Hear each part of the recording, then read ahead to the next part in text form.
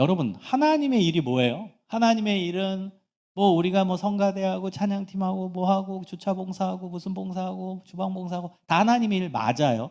그거는 진짜 궁극적인 하나님의 일을 하기 위한 서브로서의 하나님의 일입니다.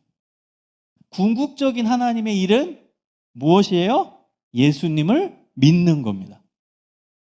그 믿는 것을 위해 서브로서 주차 봉사도 하고 뭐도 하고 찬양 봉사도 하고 무슨 봉사도 하고 그 하나님 일을 하는 거예요. 그러니까 그 모든 일이 다 귀하지만 그 귀한 일 중에 그건 이제 다 어찌 보면 수단이 될 수 있어요. 목적은 예수님을 믿는 겁니다. 여러분, 찬양팀 하면서 지치십니까? 그럼 뭔가 지금 잘못되고 있는 거예요, 사실은. 왠 줄 아세요? 찬양팀 하는 목적이 하나님을 잘 믿기 위해서이기 때문입니다. 왜? 궁극적인 하나님의 일은 하나님께서 보내신 이 예수를 믿는 거기 때문입니다. 그래서 진짜 찬양팀 잘하는 사람은 찬양팀 그 하나님의 일을 열심히 하면서 궁극적인 하나님의 일인 예수님을 잘 믿게 돼야 돼요. 그러면 여러분이 봉사 잘하고 있는 거예요. 지금 찬양대 하는데 계속 지치고 오늘 또 주일날 또 가야 돼. 왜 이렇게 일주일은 빨리 오냐. 빨리 해야지. 이런 마음이 들면 지금 뭔가 점검할 때입니다. 내가 제대로 하나님의 일을 하고 있는가. 왜냐하면 궁극적인 하나님의 일은 예수님을 믿는 거기 때문에 내가 찬양대를 하면 할수록 예수님을 믿는 믿음이 더 깊어지고 감격이 더 넘쳐야 되고 감사가 더 우러나와야 되고 궁극적으로 하나님을 잘 믿게 되는 그러한 신앙의 성장과 성숙이 있어야 된다는 거예요. 그게 하나님의 일을 하는 사람의 모습인 거예요. 궁극적인 하나님의 일인 예수를 믿는 것을 잘하고 있는 뜻이라는 것입니다. 여러분, 오늘 본문의 이제 배경은 그렇습니다. 오늘 본문의 배경은 오병이어의 기적이 일어난 후입니다. 여러분, 오병이어의 기적은 우리가 잘 아는 내용이잖아요. 어마어마한 사건이죠. 떡 5개와 물고기 2마리로 남자 성인만 5,000명을 먹이신 놀라운 사건이죠. 여성과 아이까지 합치면 2만 명이 넘어가는 어마어마한 숫자일 거예요. 그 많은 숫자를 떡 5개와 물고기 2마리로 다 먹이셨어요. 거기 여러분이 있었다고 가정해 봅시다. 이거는 뭐 진짜 입이 벌어질 정도가 아니죠. 어떻게 이런 일이 일어나냐? 어떻게 이런 놀라운 일이 일어나냐? 어떻게 이런 기적이 일어나냐? 좀 상상이 되겠어요? 지금도 뭐 우리가 뭐 5천 명은 아니지만 여기 있는 사람들한테 제가 떡 5개와 물고기 2마리로 막 다 먹인다? 풍성하게? 그리고 12바구니가 남았다? 기절할 노릇이죠. 이 눈앞에서 그게 여러분 펼쳐져 있다고 가정해 봅시다. 너무너무 놀라울 겁니다. 그러니까 사람들이 이 예수님을 붙잡고 임금님 삼아달라고 하는 겁니다. 임금님 되어주세요. 저희 임금님 되어주세요. 저희의 왕이 되어주세요. 기적을 체험하니까 이제 예수님께 몰려들기 시작하는 거예요. 너무나 놀라운, 너무나 기적적인, 너무나 환상적인 일을 경험하니까 이 사람들이 예수님 발을 붙잡고 우리의 왕이 되어달라고, 우리 임금 되어달라고 그러고 있는 겁니다. 그때 예수님의 선택은 임금님 되신 게 아니라 도망가는 선택을 하세요. 어디로 도망가셨냐? 산으로 도망가셨어요. 아무도 없는 산, 아무도 쫓아올 수 없는 산으로 도망가십니다. 그리고 거기서 예수님은 홀로 묵상하시고 기도하고 그런 시간을 보내신 거예요. 자, 이제 그 5,000명 그 사이에 누가 있었냐? 예수님의 제자들이 있었어요. 그러니까 제자들이 이제 수습하겠죠. 돌아가시오, 돌아가시오. 이제 예수님 여기 안 계시니까 돌아가시오 했겠죠. 여러분, 성경을 생생하게 라이브로 다가오게 하려면요, 문학적 상상력 그리고 합리적 상상력, 이 상상력을 발휘해야 됩니다. 역사적 상상, 3가지의 상상력이 필요해요. 성경을 깊이 있게 보려면 문학적 상상력도 필요해요. 그림을 그려내야 돼요. 그러면서 합리적이어야 돼, 그게요. 그리고 나서 그게 역사적인 배경을 기반으로 해야 돼요. 그래서 설교도 잘 듣고 그 당시 배경을 알아야 된다는 거죠. 그래야 역사적 상상력이 되거든요. 근데 여러분이 계속 그려보는 거예요. 제자들은 분명히 이 사람들 다 돌려보냈겠죠. 다 돌아가세요. 예수님 어디 여기 안 계세요. 돌아가세요. 그리고 이제 다 돌려보냈어요. 그랬더니 예수님의 이제 제자들도 예수님을 찾는 거예요. 예수님이 근데 어디 가셨냐? 야, 예수님 어디 가셨지? 왜 예수님 안 계시냐? 모르겠는데 예수님 어디 가셨지? 근데 이제 날이 저물게 됐어요. 그러니까 이 제자들이 야, 우리 배 타고 건너편으로 가자. 다음 일정이 이제 건너편 마을이었거든요. 갈릴리 호수를 끼고 예수님은 왔다 갔다 이동 사역을 하셨거든요. 그래서 내일의 사역은 갈릴리 지금 있는 지역의 건너편, 호수 건너편에 있는 마을이었어요. 그래서 우리 빨리 배 타고 건너가자. 배 타고 건너가지 않으면 이제 광풍이 잘못하면 부니까 큰일 난다. 여러분, 이 갈릴리 호수는요, 밤에는 육풍이 불어요. 육지에서 바다로 바람이 불거든요. 그런데 이 갈릴리 호수는요, 이 해수면이 육지보다 낮아요. 그래서 바람이 육지에서 바다 쪽으로 불어올 때 아래로 들어갑니다. 그래서 거기서 회오리 바람이 불러요. 그래서 광풍이 불고 거기에 바람이 몰리게 돼서 난리가 아니에요. 파도 치고 난리가 아닙니다. 민물 호수지만 난리가 나요. 그런 배경을 이 제자들이 알았기 때문에 야, 더 어두워지기 전에 빨리 건너편으로 가자. 예수님은 어디 계신데? 몰라. 그냥 가. 일단 가보자. 그리고 이제 배를 타고 건너편으로 가고 있는 장면입니다. 재밌어요? 네, 이야기하고 있는데. 네, 재밌어요. 근데 그때 예수님께서 산에서 이제 기도를 마치시고 내려오신 거예요. 내려오시니까 제자들이 없죠. 그러니까 예수님도 건너편 일정이 내일 일정이니까 이제 건너가신데 예수님은 배가 없었어요. 왜 제자들이 다 배를 몰고 가버린 거예요? 예수님은 어떻게 하셨죠? 걸어가시죠. 무리를 걸어가십니다. 놀랐겠죠? 깜깜한 밤입니다. 제자들은 영차 노를 젓고 이제 건너편으로 가고 있는데 예수님은 이제 무리를 걸어오신 거예요. 이제 예수님과 만난 거예요. 너무나 놀랬죠. 그래서 요한복음에는 이제 나오지 않지만 다른 복음서의 본문을 보면은 뭐 유령이다 막 놀래잖아요. 예수님 제자들이. 예수님이 무리를 걸으시는 그 장면이랑 연결이 되는 겁니다. 그래서 예수님은 이제 그 배에 다시 오르시고 제자들이 있는 그 배에 오르시고 안전하게 바다 건너편, 호수 건너편으로 가게 되었어요. 자, 이제 문제는 그 다음 날입니다. 그 다음 날에 이 군중들 5천 명을 먹이신 기적을 경험한 군중들이 다시 그 자리에 온 거예요. 혹시나 예수님이 거기 또 계실까 봐. 근데 안 계신 거예요. 이거는 제자들도 이제 흔적도 없이 사라졌어. 그래서 이게 어디 가셨지 이제 수소문 해봤더니 호수 건너편 마을에 가신 거예요. 그랬더니 이 기적을 체험했던 5천 명 먹이시는 기적을 체험했던 사람들이 호수를 건너서 간 겁니다. 예수님 사역제 또 따라간 거예요. 또 따라간 거예요. 얼마나 이 기적이 신비하고 놀랐으면은 끝까지 예수님 따라가는 거예요. 그 배경이 바로 오늘 본문 6장의 배경입니다.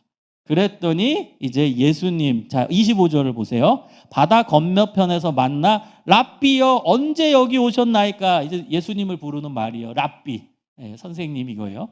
선생님 언제 여기 오셨어요? 그랬더니 예수님이 26절에 이렇게 말씀하십니다. 내가 진실로 너희에게 이르노니 너희가 나를 찾는 것은 표적을 본 까닭이 아니요 떡을 먹고 배부른 까닭이로다, 이겁니다. 너네가 기적 때문에 온 거 나는 아니라고 봐. 그거는 어제 니네가 기적을 체험했고 궁극적으로 니네가 온 이유는 떡 먹고 배불렀기 때문에 또 다른 떡을 원해서 온 거다. 난 알고 있다 이거예요. 이게 굉장히 중요한 내용입니다. 너희들이 예수를 찾은 이유, 나를 끝까지 따라온 이유는 떡 먹고 배부르고 또 다른 떡을 요구하기 때문이다 이거예요. 여러분, 떡이 그냥 먹는 것만 해당되는 게 아니죠. 우리의 필요죠. 우리의 삶의 필요. 여러분도 떡이 있죠. 뭐가 필요하십니까? 그게 여러분의 떡입니다. 이 사람은 일시적으로 떡을 먹고 배부른 경험을 한 거예요. 예수님이 5천 명을 먹이시는 경험을 하니까 신기한 거죠. 우와, 이런 놀라운 기적이 내 배를 채우셨네. 이런 갈릴리 지역의 사람들은 대부분 가난했어요. 빈촌이라고 제가 설명드렸죠. 빈촌이었기 때문에 대부분 가난하게 살았어요. 그러니까 이 5천 명을 먹이실 때 풍성하게 만드셨어요. 예수님이 5천 명을 먹이시고도 12바구니가 남았으니 얼마나 많은 떡과 물고기를 만드신 겁니까, 예수님이. 그러니까 이 사람들이 오랜만에 실컷 다 먹은 거예요. 배부르게 먹은 거예요. 이 사람들은 배부르게 먹어본 경험이 별로 없는 사람들이에요. 빈촌에 살았기 때문에 먹는 것이 정말 힘들었어요. 그러던 사람들이 예수님이 기적을 베풀어서 떡과 물고기를 정말 풍성하게 배불리 다 먹고도 12바구니 남았으니 이거는 뭐 너무 신비한 것을 경험했던 거예요. 그리고 배가 부르고 그다음 이렇게 맛있는 걸 먹게 되니까 행복한 거겠죠. 근데 여기서 끝나지 않아요. 그리고 나서는 이제 예수님 저분이 우리의 구주시다, 우리의 구세주다, 우리가 저분을 온전히 따라야겠다가 아니라 또 다른 떡을 요구하러 온 거예요. 그게 예수님의 논리입니다. 너네가 나를 찾아온 이유, 끝까지 나를 따라온 이유는 나를 믿고 따르기 위함이 아니라 너네 배 부른 걸 경험했으니까 또 다른 떡을 나한테 요구하러 왔구나, 이거예요. 예, 그게 이 내용이에요. 그럼 우리 삶에도 한번 생각해 볼 점이죠. 내가 하나님께 요구하는 떡이 뭘까? 여러분 인생에서 떡이 있죠? 정말 생활에 필요가 있죠? 여러분 그것 때문에 예수님 따르십니까? 그것 때문에 여러분 예수님 믿고 있습니까? 그런 사람들 많아요. 물론 인간의 종교 심리 중에서 자기 필요에 의해서 그 필요를 채우고 싶어서 신을 찾는 경우가 있어요. 인간의 종교 심리입니다. 근데 우리는 그 종교 심리 때문에 신앙생활 하는 게 아닙니다. 우린 그걸 뛰어넘어야 돼요. 여러분 왜 기독교가 진리고 기독교가 위대한 종교인 줄 아십니까? 일반 여타의 다른 종교학, 종교론을 보십시오. 다 인간의 종교 심리에 근거해서 신앙이 체계화되고 거기에 맞춰져서 종교 교리가 형성돼요. 근데 기독교는 아닙니다. 기독교는 인간의 본성을 거스릅니다. 그래서 진짜 진리라는 거예요. 타종교를 보세요. 타종교는요, 인간의 종교 심리가 있어요. 끌리는. 왜 종교에 끌리는지, 왜 신을 찾는지. 그거에 맞춰서 교리가 형성이 되고 그 교리대로 이끌어서 유인을 시켜요. 종교에. 근데 기독교는 아니에요. 오히려 기독교 신앙을 여러분 제대로 가져보면요, 완전 인간의 본성과 반대되는 내용을 얘기해요. 안 그래요? 그래서 제가 역설이라고 하잖아요. 신앙은. 반대된다니까요. 우리 인간한테 안 맞춰줘요. 사실 반대예요. 여러분 신앙은 하나님이 우리한테 맞추는 게 아니라 인간이 하나님께 맞추는 게 신앙입니다. 하나님께 맞추는 거예요. 우리는 우리의 필요에 의해서 하나님을 찾고 싶은데 하나님은 그러지 말라고 합니다. 나를 찾으라고 합니다. 인간은 자신이 부족함이 있고 그걸 채우고 싶어서 그래서 하나님께 기도하고 찾는데 하나님은 하나님의 뜻을 위한 기도를 하랍니다. 너희는 먼저 그의 나라와 그의 의를 구하라. 여러분 우리는 우리의 본성대로 신앙생활하면 안 돼요. 기도도 우리의 본성대로 기도하면 안 된다니까요. 그래서 주기도문 가르쳐 드린 거잖아요. 우리의 본성을 거스르는 기도예요. 사실 우리가 우리에게 죄 지은 자를 사하여 준 것처럼 우리의 죄를 사하여 주시고. 여러분 이게 쉬워요? 그게 쉽냐고요. 우리의 본성이 완전 반대되는 거예요. 우리가 어떻게 우리에게 죄 지은 자를 용서해 줍니까? 우리의 본성이 미워하고 싶고 복수하고 싶지. 근데 용서하고 하나님께 용서를 빌라잖아요. 그게 주기도문 아닙니까? 기독교 신앙은요, 우리의 본성에 반대 얘기를 합니다. 왜? 하나님의 기준을 우리한테 알려주시니까. 인간의 기준으로 살지 말고 하나님의 기준으로 살아라. 인간의 본성대로 살지 말고 하나님의 본성, 품성대로 살아라. 이게 기독교 신앙이에요. 그래서 하나님을 찾을 때 인간의 본성과 심리는 필요한 게 있어서 찾거든요. 타종교 사람들 다 자기 필요에 의해서 신앙을 찾아요. 그런데 하나님은 그게 옳은 게 아니다. 너희들의 필요에 의해서 하나님을 찾지 말아라. 이게 오늘 본문의 중요한 포인트 하나입니다. 그래서 하나님께서 말씀하시는 것은 그 사람들한테 너 또 다른 떡을 나한테 요구하라고 왔지, 그거는 신앙의 본질이 아니고 그런 신앙생활을 하면 안 돼. 표적, 기적, 놀라운 것을 경험한 것은 그걸 통해 하나님을 믿는 거고 하나님께 더 가까이 가는 거고 그리고 궁극적으로는 하나님의 일을 하기 위함이다. 이게 예수님이 말씀하시고자 하는 내용이었다라는 것입니다. 그래서 27절에 보면은 썩을 양식을 위하여 일하지 말고 영생하도록 있는 양식을 위해서 해라. 야, 그거 너네 몸에 필요한 거 다 썩을 양식 아니냐? 니네가 원하는 돈, 그거 썩을 양식 아니냐? 니네가 원하는 명예, 썩을 양식 아니냐? 너네가 그렇게 요구하는 건강조차도 언젠가 지나면 건강도 잃어버리는 거 아니냐? 다 썩을 양식이라는 거. 사실 우리가 하나님께 뭐 이거 주세요, 저거 주세요 기도하는 거 잘 보세요. 아주 직설적으로 표현하면 그것도 썩을 양식이에요. 왜요? 다 없어질 거 아닌가요? 썩을 양식이라는 게 뭐 안 좋은 표현이 아니에요. 썩을 양식이라는 건 없어질 거란 뜻이잖아요. 썩는다는 건 결국은 없어져서 버리게 된다는 거 아닙니까? 우리가 원하는 뭐 돈, 그것도 언젠가는 힘을 잃죠. 썩지요. 우리가 그렇게 원하는 건강조차도 여러분 나이가 들면 점점 아프는 거예요. 그건 인간의 순리입니다. 그것도 썩을 양식이에요. 우리가 그렇게 원하는 건강조차도. 여러분 승진을 원하십니까? 그 승진 되면 뭐 영원합니까? 그것도 썩을 양식이죠. 언젠가는 퇴사해야 돼요. 썩을 양식이에요. 다 그런 거 아닌가요? 그래서 우리가 우리 몸에 원하는 거, 우리의 삶에 원하는 그런 내용들은 결국에는 썩을 양식이에요. 없어질 거예요. 지나갈 거라는 거예요. 그래서 예수님의 논리는 뭐냐면 영생하도록 있는 양식을 위해 일해라 이거예요. 영생을 위해 일하라. 영생을 위해. 너네가 떡만 추구하며 살지 말아라. 영생을 위해 살아라 이겁니다.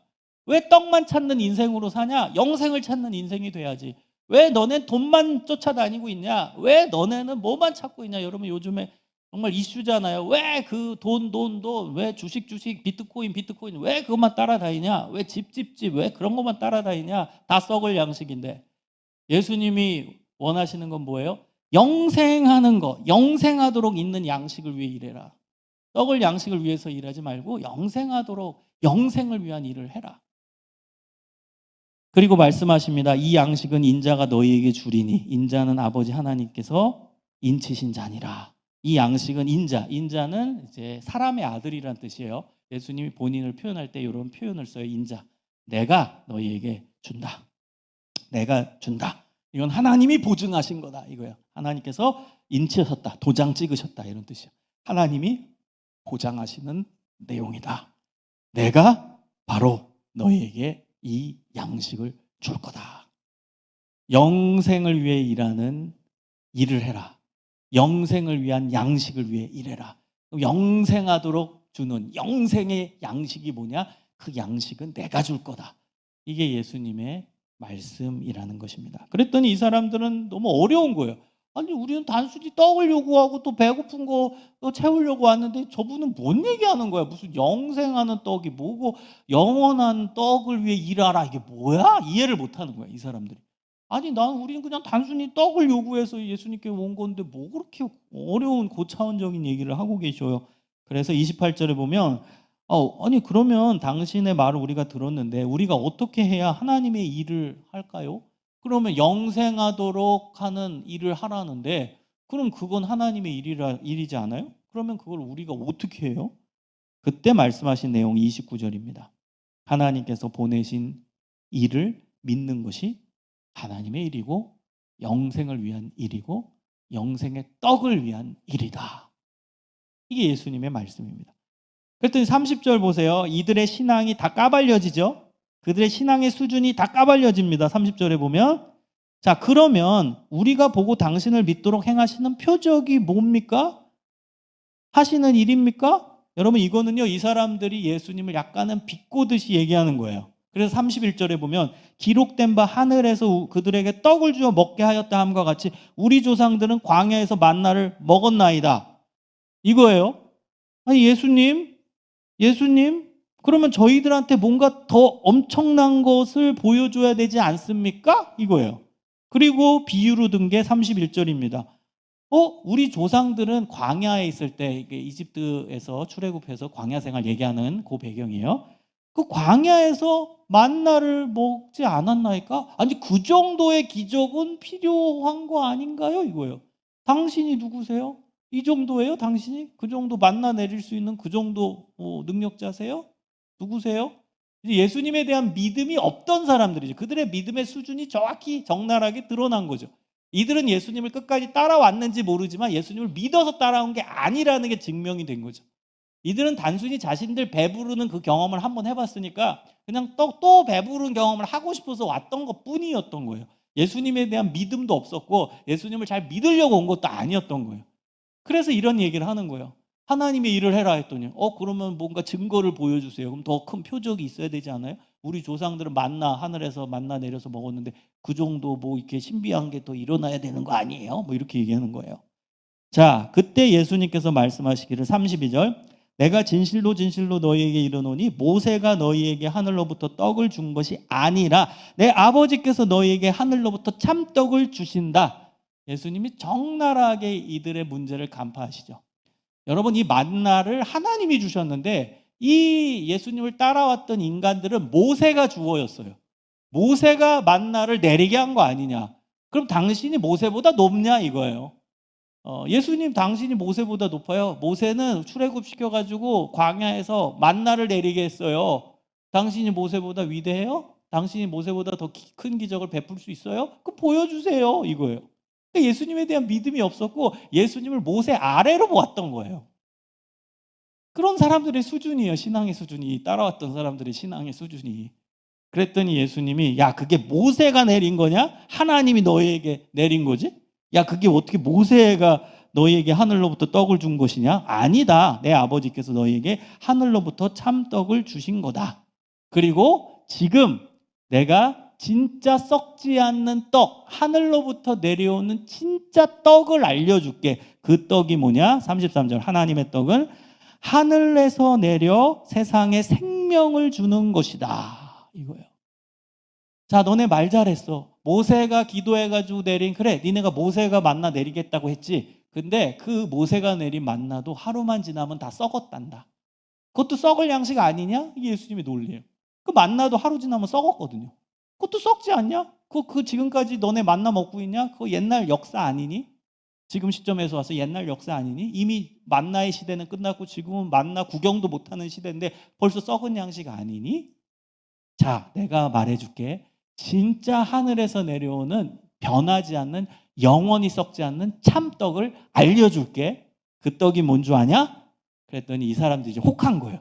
오, 그 떡이 뭐예요? 우리에게 알려주세요. 그래서 그 떡이 항상 우리에게 있어서 배 좀 안 부르게 해주세요. 이렇게 요구하는 거예요. 그때 예수님께서 35절에 말씀하십니다.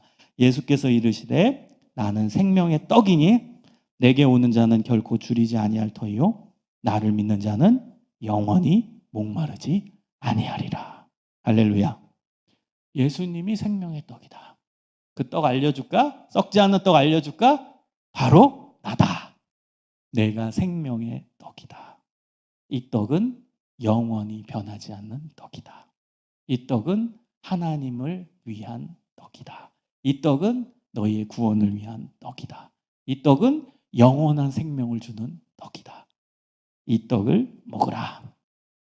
이 떡을 먹는 자는 결코 줄이지도 않고 영원히 목마르지 아니할 거다. 여러분, 예수님이 생명의 떡입니다. 그래서 하나님의 일이 뭐냐?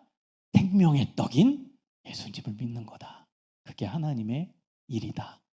그래서 썩어질 떡을 위해 일하지 말고 썩지 아니하는 떡을 위해 일하라. 예수님을 위해 일하라. 그 예수님을 위해 일하는 게 뭐예요? 예수님 잘 믿으라는 거죠. 이게 예수님의 오늘 가르치심입니다. 여러분, 우리는 예수님을 이미 받아들인 자죠. 그 떡을 우리는 먹은 자입니다. 여러분, 성찬식이 이 이미지와 이제 연결이 되죠. 예수님께서 마지막 만찬 때 말씀하시잖아요. 이 몸은, 이 떡을 이제 몸으로 비유하신 거죠. 예수님의 몸. 떡을 말씀하시면서 이게 내 몸이다. 이 떡을 우리 입으로 가져가면 질겅질겅 씹어서 우리 몸속에 집어넣지 않냐. 마찬가지다. 이 떡이 내 살이기 때문에 내 살을 먹는 자가 영원한 생명을 얻는다. 오늘 이 말씀과 마지막 만찬이 연결이 되는 내용입니다. 그래서 예수님을 먹으면 영원히 생명을 얻고 영원히 줄이지도 않고 영생을 얻게 된다라는 것입니다. 여러분, 예수님을 믿으십시오. 온전히 믿으십시오. 그게 하나님의 일입니다. 여러분, 예수님을 믿을 때 예수님을 믿는다고 했을 때 중요한 구체적인 의미는 뭐겠어요? 예수님의 말씀을 믿는 거죠. 예수님의 말씀을 받아들이는 게 그게 진짜 구체적인 의미겠죠. 예수님을 믿는다. 뭘 믿는 거예요? 예수님이 하신 말씀을 믿는 거죠. 예수님이 우리 죄를 씻어주셨다는 것도 예수님의 말씀이고, 내가 너를 위해 생명의 떡으로 왔다. 이것도 예수님의 말씀이죠. 그래서 예수님을 믿는다라는 거의 구체적 의미는 예수님의 말씀을 믿는 거예요. 예수님이 하신 말씀을 받아들이는 겁니다. 이게 진짜 믿음의 내용인 것이에요.